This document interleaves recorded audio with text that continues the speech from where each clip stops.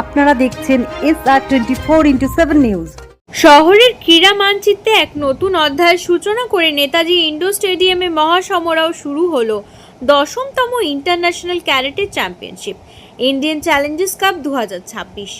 সেইশিনকাই Shitoryu karate do ফেডারেশনের উদ্যোগে এবং ক্যারাটে ডো অ্যাসোসিয়েশন অফ বেঙ্গলের সহযোগিতায় আয়োজিত 3 দিন ব্যাপী এই মেগা আন্তর্জাতিক টুর্নামেন্টটি বেঙ্গল অলিম্পিক অ্যাসোসিয়েশন দ্বারা স্বীকৃতি।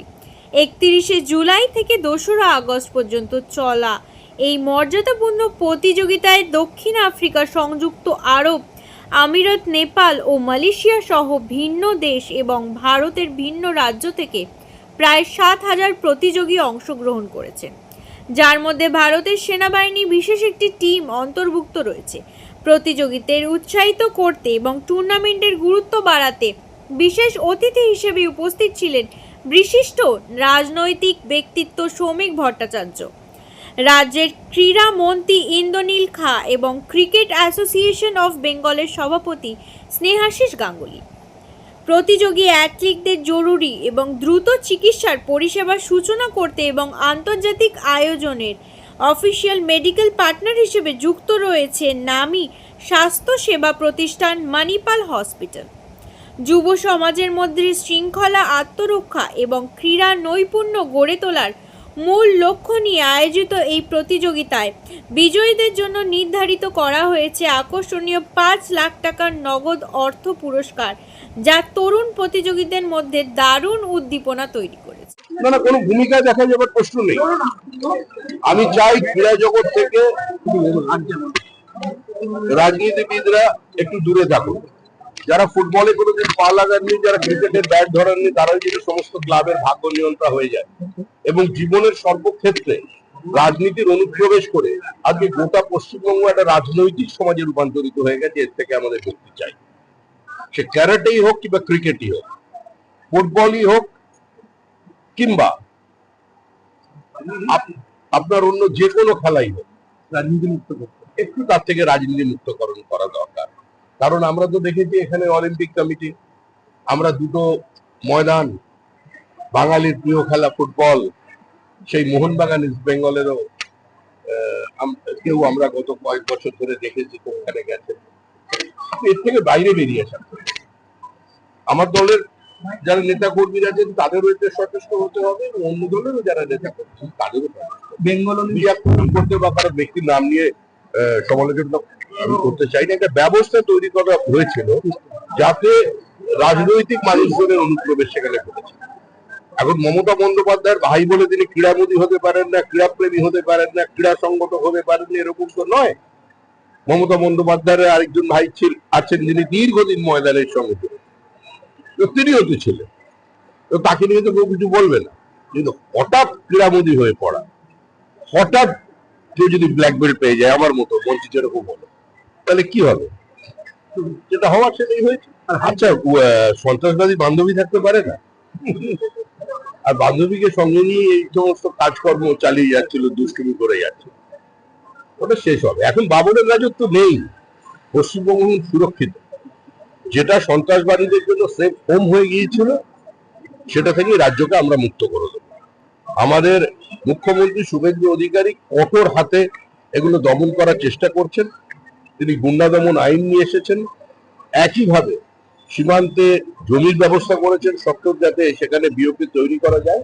এবং আমাদের সরকার পশ্চিমবঙ্গকে সুরক্ষিত রাখতে এবং পশ্চিমবঙ্গের পার্শ্ববর্তী রাজ্যকে সুরক্ষিত রাখতে এবং দেশের আভ্যন্তরীণ নিরাপত্তা যাতে কোনো প্রশ্ন চিহ্নের সামনে না পড়ে যায় তার জন্য তিনি যত্নশীল। আমাদের সরকার সেই লক্ষ্যে কাজ করেছে।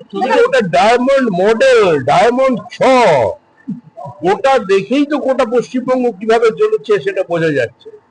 যখন SSKM হসপিটালে মানুষের বদলে কুকুরের ডায়ালিসিস হয়েছিল, তখন তো আমরা মানে প্রগতিশীল, বুদ্ধিজীবী বাঙালিরা, সুশীল সমাজ, নেতা, অভিনেতা সবাই চুপ মুখ বন্ধ করেছিলাম।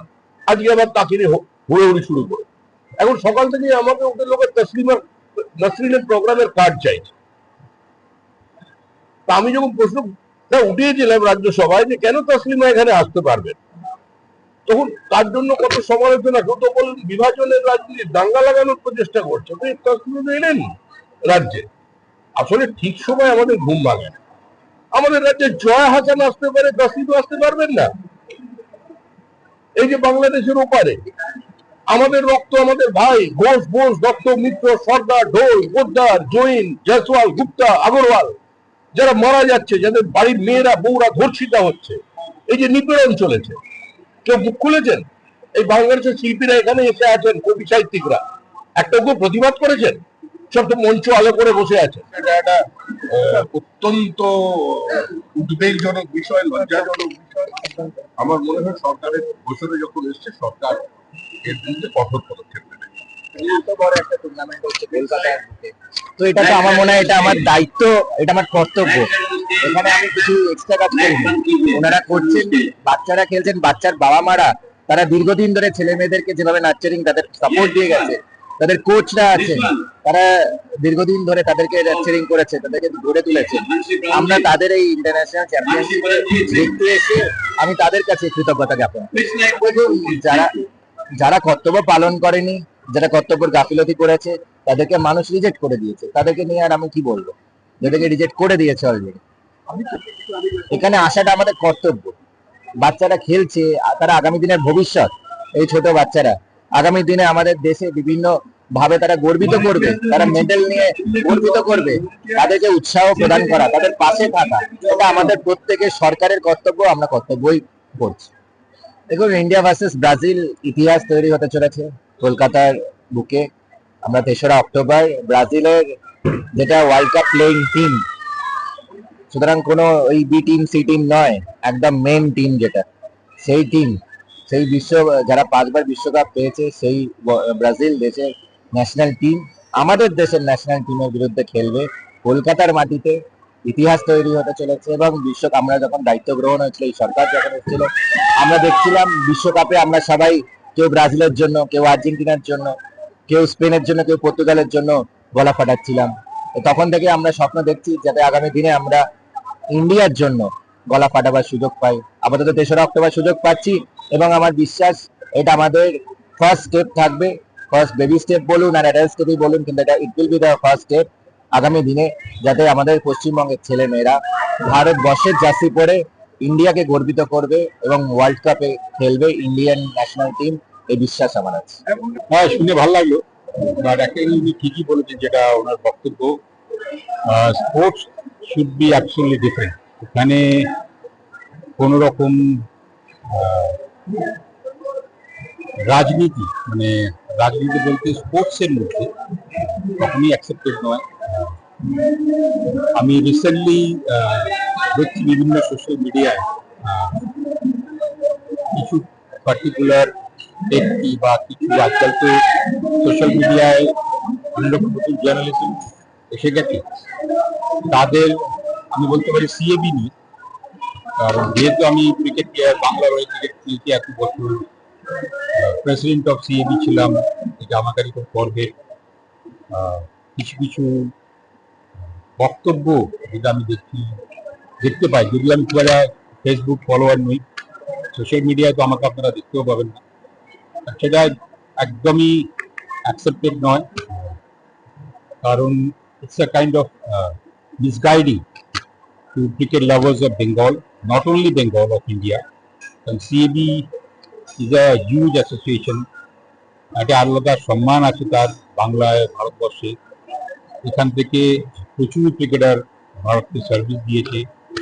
এখান থেকে সৌরভ গাঙ্গুলি, পঙ্কজ রয়, দিলীপ যোশী, গোপাল বোস, সুব্রত গুহ, এরকম অশোক ডিন্ডা, দেবাং গান্ধী, মনোজ তিওয়ারি, ঋদ্ধিমান শাহর মতন ক্রিকেটার এসছে এখন, মোহাম্মদ শামি, শাহবাজ, আকাশদীপ, ঈশ্বরন, সুদীপ ভরামি, অনুষ্ঠুপ, এরকম প্লেয়াররা সব এখান থেকে উঠে এসছে। মিস্টার ডালমিয়ার মতন এরকম অ্যাডমিনিস্ট্রেটর এই আমাদের সিএবি থেকে, যার সারা বিশ্ব ক্রিকেটে যাকে আমরা বলি one of the greatest legend, Sourav Ganguly, Biswanath Dutta, সেই রকম একটা অ্যাসোসিয়েশনকে গত কয়েক মাস ধরে যেরকম লাইন্স ইউজ করতে দেখছি, খুব দুঃখের। বাট আমার একটাই কথা সবার কাছে, যে এইগুলো করে কোনো ধারণা পোষণ করবেন না এই মহান সংস্থার বিরুদ্ধে, যেখানে এই সংস্থার একটা ইম্পর্টেন্ট কন্ট্রিবিউশন আছে টু ইন্ডিয়ান ক্রিকেট। এবং আমার আরেকটা রিকোয়েস্ট, যারা এই ধরনের বক্তব্য না জেনে সোশ্যাল মিডিয়ায় প্লেস করছে তাদের কাছে অনুরোধ, যেটা করবেন না, কারণ এটা একটা মহান সংস্থা, ক্রিকেট অ্যাসোসিয়েশন অফ বেঙ্গল। এর সম্মান আপনাদেরও সম্মান, এই সম্মানটা ধরে রাখার চেষ্টা করুন। দেখুন, বৃক্ষ তোমার নাম কি কলেজে পরিচয় আছে। আজকে এত বাচ্চা এতজন ক্যারাটে করছে, মানুষ বুঝতে পারছে যে ক্যারাটের ইম্পর্টেন্সটা কত। বিকজ আত্মরক্ষা করে যদি নিজে জন্মগ্রহণ করে নিজে আত্মরক্ষা না করতে পারি, then what is the use of it. আর ক্যারাটের 3টে ডিতে মানে স্ট্যান্ড করে, ডিসিপ্লিন, ডিভোশন এন্ড ডিটারমিনেশন। এই 3টে ডি যখন থাকে তখন আরেকটা ডি, ডিপ্রেশন, কখনো আসতে পারে না। আজকে সাউথ আফ্রিকা থেকে, ইউএ থেকে, নেপাল থেকে, মালয়েশিয়া থেকে, এই সমস্ত জায়গা থেকে প্লেয়াররা এসেছে এবং প্রত্যেকটা প্লেয়ার, অনেক প্লেয়ার এখানে যারা আছে, যারা কমনওয়েলথ মেডেলিস্ট, এশিয়ান লেভেলের medalist, national medalist, south Asian medalist. তো এটা একটা unique opportunity for Bengal player as well as Indian player to compete with the best player. এবং আমাদের আর্মি টিমও এসছে এখানে। আর আমাদের মেন হচ্ছে টিম কমিটি, যেখানে আমরা 5 লাখ টাকা ক্যাশ অ্যাওয়ার্ড দিই। টোটাল 7000 পার্টিসিপেন্ট করেছে। আমরা এমন একটা organisation, without any fund, without any grant, we are doing our level best for the promotion of karate. Ranjit Sen, president, রাজ্য ক্যারাটে সংস্থা।